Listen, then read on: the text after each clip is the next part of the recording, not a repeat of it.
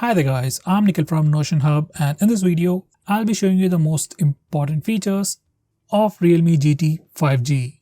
By the way, I have already posted a dedicated video for the tips and tricks section where I've talked about many things which I won't be covering in this video. So definitely check out that video as well, link will be in the description.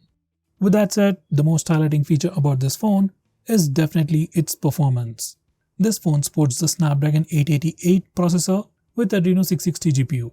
Purely in terms of performance, this phone offers the best in its price segment.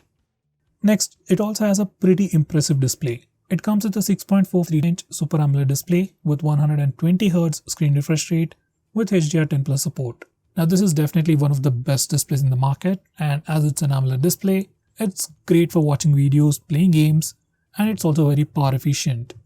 Next, we also got some pretty good cameras. On the back, it comes with a triple camera setup with a 64MP primary camera, and for selfies, we get a 16MP camera.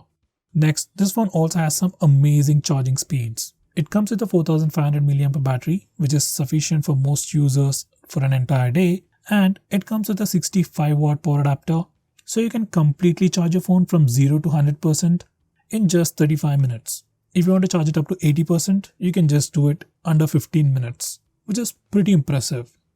Next, we have dark mode. This is another famous feature, and once you enable this feature, it'll change all the UI elements to the dark mode or the dark theme. Things like notification panel, home screen, or even settings all change to the dark mode. Some of the system applications like the phone dialer SMS application also change to the dark mode. Some Google applications like Play Store and YouTube also automatically change to the dark mode. Next, we have Super Power Saver mode.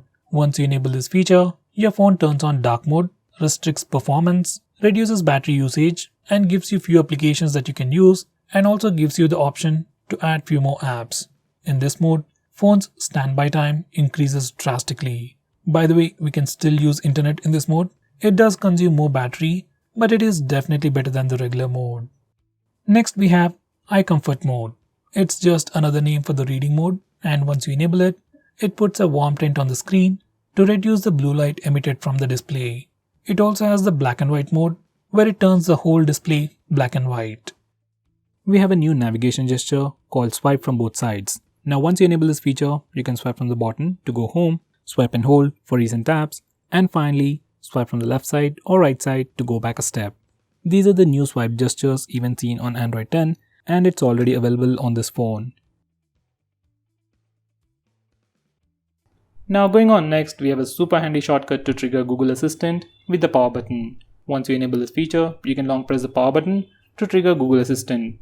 It's a nice feature and can be quite useful while using the navigation gestures, but I don't think this power button will last longer if you use it continuously. Next, I'm going to show you how to take screenshots on this phone. Well, there are mainly two ways. One is by using the buttons.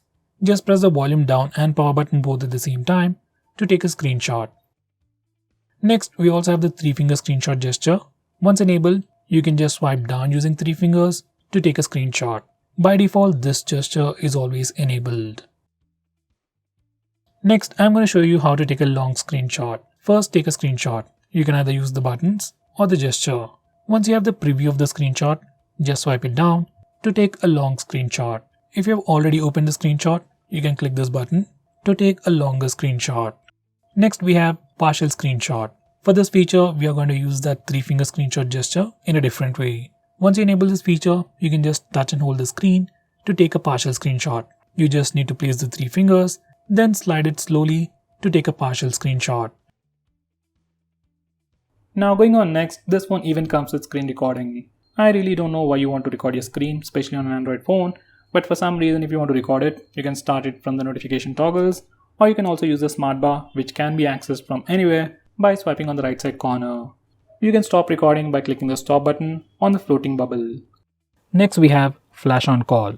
Once you enable this feature, every time you get a call, flashlight on the phone blinks to give you an indication. This feature can be quite useful when your phone is in silent mode. Next, we have a feature called vibrate when you answer an end call. Just like the name suggests, every time you answer a call or end a call, your phone vibrates. It's not a big feature, but adds to the overall experience. Next, we have a feature that identifies unknown numbers. Once you enable this feature, whenever you get a call from any unknown number, your phone will check its online database and try to find the contact name. This can be quite useful to check spam calls. Next, we have a feature called Screen On End Calls with Power Button. Once you enable this feature, you can end calls by pressing the power button when the display is on. When the display is off, clicking the power button just turns on the display. Next, we have split screen mode. Now, split screen mode has been on Android for a very long time, but on this phone, we have some more features. Now, to start a split screen mode, as always, you can simply press and hold the recent apps button. Or on this phone, you can also use the 3-finger gesture. Simply swipe up using 3 fingers to open the current application in a split screen mode. You can choose a secondary application from the list below. Personally, I like this gesture and I wish every other phone has it. Next, we have some screen off gestures like double tap to wake. Just enable it and double tap the screen to wake it up. Next, you can draw a No to open the camera application. We can also draw a V to toggle the torch. We can also draw characters like greater than or less than for music controls. And finally, you can add custom gestures like you can draw a W to open WhatsApp, M for phone dialer, and so on. Next, we have Raise to Wake. Now, once you enable this feature, you can simply raise your phone or pick it up from a table and your phone wakes up and then displays the lock screen. Next, we have Flip to Mute Incoming Calls. Now, just like the name suggests, once you enable this feature, you can flip your phone to silence an incoming call.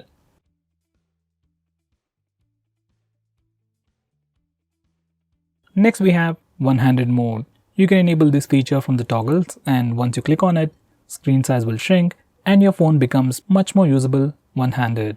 Once you're done, you can click the button on the top corner to go full screen.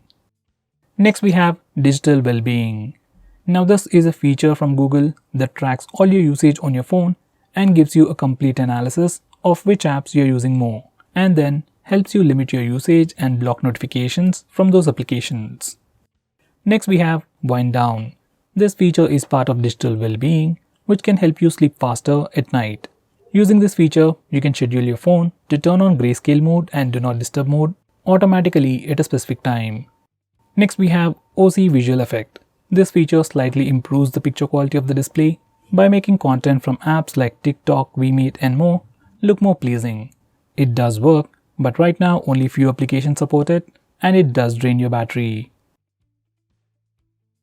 Now, going on next, this phone has a very unique feature called Smart Sidebar. It is enabled by default, and this is how it looks like. You have some quick shortcuts, quick actions, and some quick applications. You can access it from anywhere. Even while watching videos or playing games in full screen mode, you can swipe near the notch area to bring it up. From here, you can quickly launch applications, take a screenshot, record the screen, block banner notifications, and finally open few applications in a floating window. Next, we have Assistive Ball. Now, just in case if navigation gestures are not really your thing, but you still want a much more immersive experience, you can enable Assistive Ball. Once you enable this feature, you'll see a floating bubble that can do multiple actions. Now, first you need to select the operation mode. You have gestures and tap mode. I'll go with gestures. Now you can tap once to go back, double tap for multitasking, and touch and hold to go home. If you select tap, once you click it, you just get additional options, just like the iPhones and iPads. Now, this is another way to interact with your phone and gives you a much more immersive experience. Next, we have Startup Manager.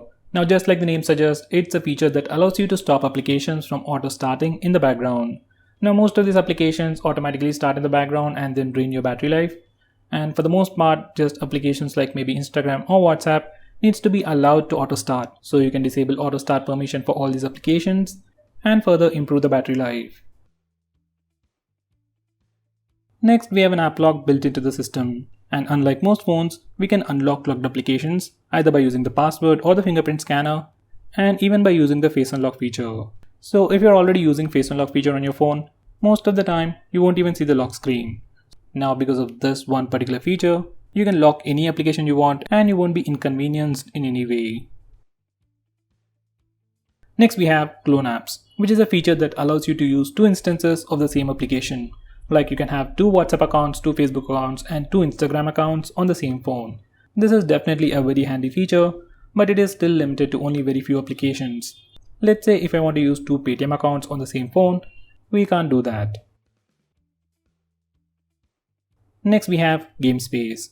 Now this feature or application just tries to improve your gaming experience and gives you a lot more cool features. Now once you add all your games to this game space and then open that game, your phone will divert all the resources to improve your gaming experience.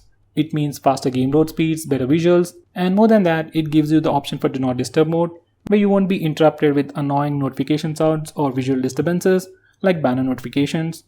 You also have different power profiles to improve the performance or battery life. It also gives you the option to disable auto brightness, which is missing on many phones out there. Next we have Private Save. Now this feature is more like an application or like a vault where you can hide all kinds of files. Just like the app lock, we can have a completely different password from your lock screen and we can unlock it using your fingerprint or your facial data. Personally, I suggest you to use Gallery Vault.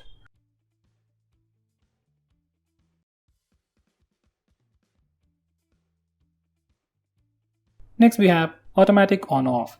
Now this is another weird name for schedule power on and power off, and using these settings, we can automatically turn on and turn off your phone at a specific time. Next we have Kid Space. If your kid is troubling you about your phone, he wants to play some games, or maybe sometimes he accidentally purchases stuff, Kid Space can be quite useful for you. Once you configure this Kid Space, your kid will be able to only use specific applications that you choose, and he will be able to use your phone only for a specific amount of time. Once again, it's a nice feature, but if your kid already knows your password, it's completely useless. So guys, those were all the best features. If I missed out on anything important, do let me know by commenting below this video, and make sure you check out my video on tips and tricks section. Link will be in the description. Now if you're planning to buy this phone, please use the link in the description. It always helps the channel, and if you want us to make any specific video, tweet out to us with the hashtag AskGreedyTech on Twitter and I'll try to make it as soon as possible. I'm Nikhil from GreedyTech signing off. Have a nice day.